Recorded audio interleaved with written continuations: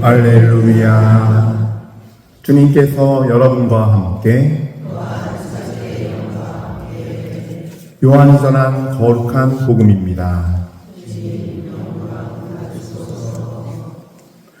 바리사이 가운데 니코데모라는 사람이 있었다. 그는 유다인들의 최고 의회 의원이었다. 그 사람이 밤에 예수님께 와서 말하였다. 스승님, 저희는 스승님이 하느님에게서 오신 스승님임을 알고 있습니다. 하느님께서 함께 계시지 않으면 당신께서 일으키시는 그러한 표징들을 아무도 일으킬 수 없기 때문입니다. 그러자 예수님께서 그에게 이르셨다. 내가 진실로 진실로 너에게 말한다. 누구든지 위로부터 태어나지 않으면 하느님의 나라를 볼 수 없다. 니코데모가 예수님께 말하였다. 이미 늙은 사람이 어떻게 또 태어날 수 있겠습니까? 어머니 뱃속에 다시 들어갔다가 태어날 수야 없지 않습니까? 예수님께서 대답하셨다.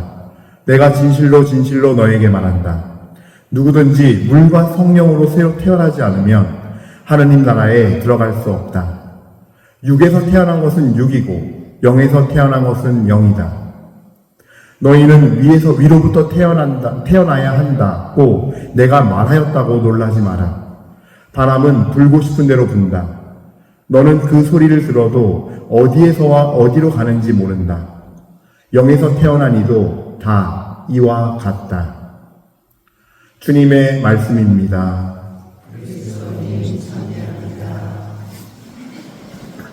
참 예수님, 네, 우리를 육에 속해서 땅 아래 있을 수밖에 없는 우리를 영으로, 당신의 성령으로 위로 새로 태어나서 거듭나게 하시는 우리 주님께 찬미와 영광을 드립시다. 아멘. 오늘 복음 말씀은 요한복음 3장 1절부터 8절까지 말씀인데요. 제가 설명드리는 영적 원리라고 할게요. 영적 원리를 이해하시면 이 복음이 눈에 들어올 거예요. 사실은 이 복음에 대한 풀이이기도 해요, 동시에. 자, 오늘 핵심은요, 3장 5절 말씀부터예요. 3장 5절부터 8절이 다 핵심인데, 예수님께서 제가 요한복음 할 때 하나 팁을 드렸죠. 내가 진실로 진실로 너에게 말한다 할 때는 뭐예요? 정말 중요한 말씀 하실 때예요. 그 다음에 두 번 나와요. 내가 진실로 진실로 너에게 말한다가. 레고 아멘 아멘 소이라 그래요. 원문으로는. 자, 누구든지 3장 3절이에요. 누구든지 위로부터 태어나지 않으면 하느님의 나라를 볼 수 없다. 근데 이거를 풀이한 게 뭐냐면요, 5절이에요. 내가 진실로 진실로 너에게 말한다. 두 번째, 누구든지 물과 성령으로 태어나지 않으면 하느님 나라에 들어갈 수 없다예요. 근데 그 다음 말들이 다 중요해요. 육에서 태어난 것은 육이고 영에서 태어난 것은 영이다. 자, 누구든지 위로부터 태어나지 않으면, 사람은요, 육과 혼과 영을 지니고 있어요. 근데 우리는 흔히 육신과 영혼이라고 우리 교회 내에서 표현을 많이 하죠. 그러나 데살로니가 전서를 보면요, 사도 바울께서 명확히 찍어요. 육과 영과 혼이라고. 하느님께로부터 태어나려면요, 영은요, 그러니까 영으로부터 받아야 돼요. 근데 그 반대, 우리를 죄의 사슬로 묶는 존재들은요, 희한하게 육으로부터 들어와서 혼을 점령하고 영까지 점령해버려요. 이게 중요한 원리예요. 여러분들, 그래서 아주 이거를 극단적인 사람들의 모습을 예를 들자면 알코올 중독, 도박 중독. 그렇죠? 도박 중독 보세요. 내가 이거 한 판만 따면은 지금까지 한 거 다 뒤집을 수 있어 라는 혼적인 결론에 돌아가거든요. 근데 막 그 패가 돌아가는 거 보면서 눈이 돌아가요. 돈이 막 어쩌다 한 번 배팅 잘 돼가지고 그냥 돈이 갑자기 빡 제바 터트리면은, 야, 한 번만 넣으면 대박이겠다. 뭐예요? 눈으로부터 들어오는 거예요. 육으로부터 오는데 가장 조심해야 할 게 눈이에요. 두 번째가 귀예요. 그래서 현혹되면 안 돼요. 이게 알코올도 마찬가지예요. 눈으로 술 그냥 꼴꼴꼴꼴 하면서 그냥 이게 딱 기가 막히죠. 원작 딱 하면 그 맛에 기분이 딱 녹거든요. 예, 술 고래였기 때문에 과거에. 예, 여러분들 지금 보시는 제가 아니에요. 예, 지금 저 술 냄새 나야 돼요. 옛날 같으면. 새로운 신부님 사목 열심히 하시느라 그냥 미사 늦지 않으려고 그냥 겨우 시간 맞춰 열심히 오시는구나. 과거에는 그랬어요. 예, 과거 얘기 그만하고 중요한 건 뭐냐면요. 육으로부터 온다는 거예요. 눈과 귀와 그다음에 미각과 그각의 모든 육체적 감각을 통해서 들어와서 혼을 점령해요. 근데 불행하게도 마음이 혼란을 뺏겨버리면 어떻게 돼요? 중독이 되는 거예요. 중독은 사실은 영까지 뺏겨버리는 거예요. 영은 어떤 특성이 있냐면요. 내가 마음으로부터 좋아서 받아들이는 것이 있으면요. 흡수해버려요. 그래서 내 마음이 활짝 열려서 거기에 빠져버리면 흡수를 당해버려요. 영이. 그래서 죄의 노예가 돼요. 예. 여러분 창세기 3장에 가서 읽어보세요. 하와가 뱀에게 유혹당하는, 즉 뱀, 사탄에게 유혹당하는 과정을 보면요. 딱 그 선악과를 지켜요. 근데 거기 표현이 있어요. 제가 그걸 그냥 읽어드릴게요. 자, 좀만 기다리세요. 어디 있냐. 3장에, 못 찾겠는데, 3장에 이렇게 돼 있어요. 먹음직스러워 보였어요. 첫 번째로, 하와이네. 두 번째로, 소담스럽고 슬기롭게 해줄 것 같다. 그랬어요. 먹음직스럽다 뭐예요? 소담스럽다 뭐예요? 눈으로 본 육이에요. 그게 슬기롭게 해줄 것 같다 뭐예요? 혼의 이성과 지성의 작용으로 내린 결론이에요. 육이 열려버리니까, 눈으로 뚫려버리니까, 혼이 마음을 뺏겨요. 그러니까 먹어버려요. 원죄가 그렇게 탄생해요. 이 원죄의 탄생만 봐도 죄가 어떻게 오는지 알게 되는 거예요. 그래서 오늘 말씀 보면요. 육에서 태어난 것은 육이고 영에서 태어난 것은 영이다라고 완전히 딱 잘라 부르지는 거예요. 그래서 너희가 그런 육에서 태어난 원죄의 죄의 노예가 되었으니 방법은 하나야. 위로부터 온 걸 받아야 돼. 그래서 말씀하세요. 바람은 불고 싶은 대로 분다. 너는 그 소리를 들어도 어디서 어디로 가는지 모른다. 영에서 태어난지도 다 이와 같다. 죄에 매여서, 죄의 사슬에 매여서 풀리지 않는, 끊이지 않는 그 사슬 때문에 자유함이 없는 이는 바람처럼 부는 자유로운 사람을 보면 이해할 수가 없는 거예요. 또 저 사람 어떻게 저러지? 알 수가 없는 거예요. 근데 하느님의 본성은 영으로 부어주세요. 영이 육과 혼을 지배하게 만드는 구조예요. 그게 성령께서 하시는 일이고, 왜 하느님의 성령만이 이렇게 바람이 불고 싶은 대로 자유롭게 하느냐? 하느님의 본성이 그렇기 때문이에요. 하느님은 자유롭게 하고 싶어서 우리에게 사실 그 엄청난 리스크, 위험을 안고서 뭘 주셨어요? 자유를 주신 거예요. 왜? 당신의 본성이 사랑이고, 당신의 본성이 사랑은 사람을 매이게 하거나 가스라이팅 하거나 집착하지 않게 만들기 때문에. 그래서 영의 원리는 하느님께서 주신 하느님의 사람은, 하느님의 성령의 특징은 영으로부터 와서 육과 혼을 지배하게 하는 거예요. 그래서 육을 따라 살지 않게 끊어내게 만들어요. 하느님의 것을 사랑하게 만들고, 위를 쳐다보게 만들고, 땅의 법칙이 아닌 하늘의 법칙을 따라가게 추구하게 만들어요. 이제 이해하셨어요? 그럼 이제 오늘 복음이 들어올 거예요.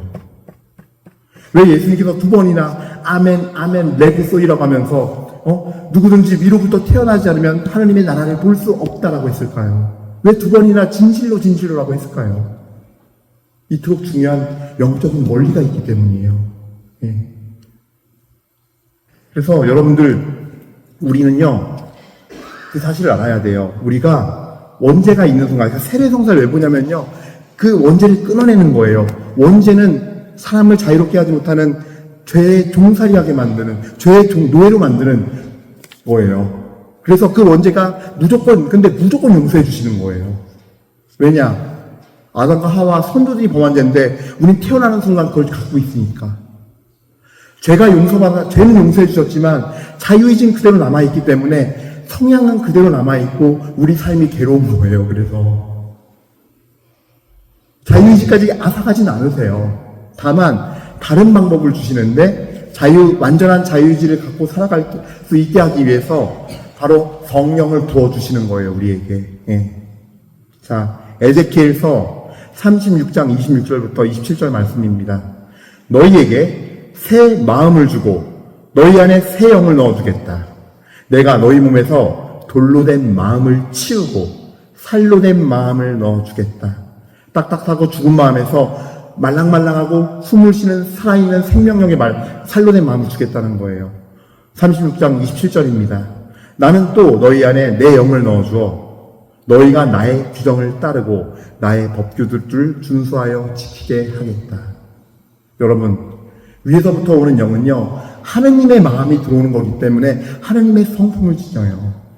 사실 육에서 오는 문제, 중독 문제 이런 것들을 따지자면요, 많은 사람들이 육의 문제를 육으로 해결하려고 그래요.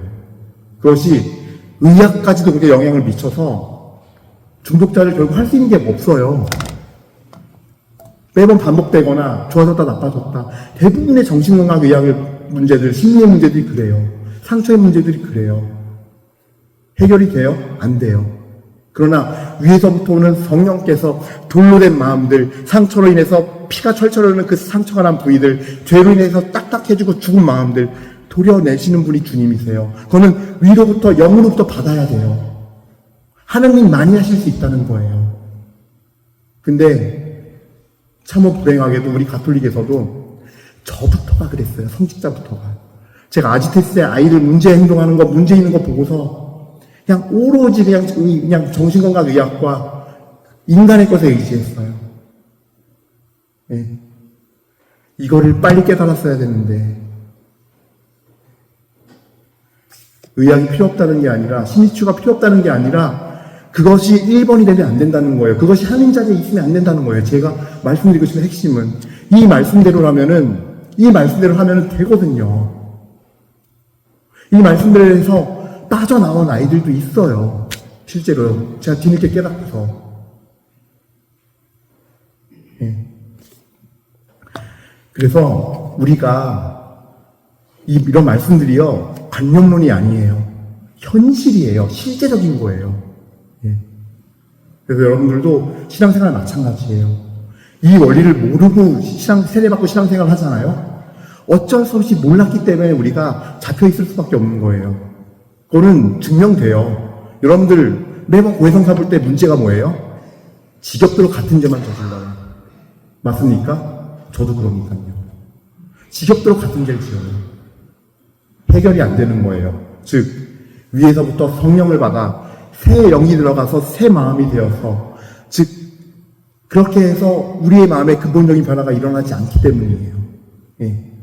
그래서 하나님께서 우리에게 하시고자 하는 것, 이 자아를 자꾸 도려내시고 치료하시려고 하는 거는 히브리서 4장 12절 말씀처럼 하나님의 말씀은 쌍날칼 같아서 어떠한 칼보다도 날카롭고 쪼개고 우리 영혼의 골수를 쪼개고 해서 생각과 속셈을 드러냅니다. 라는 이 말씀이 뭐냐면 그 돌로 된 마음을 제거하고 도려내고 빼내는 거예요.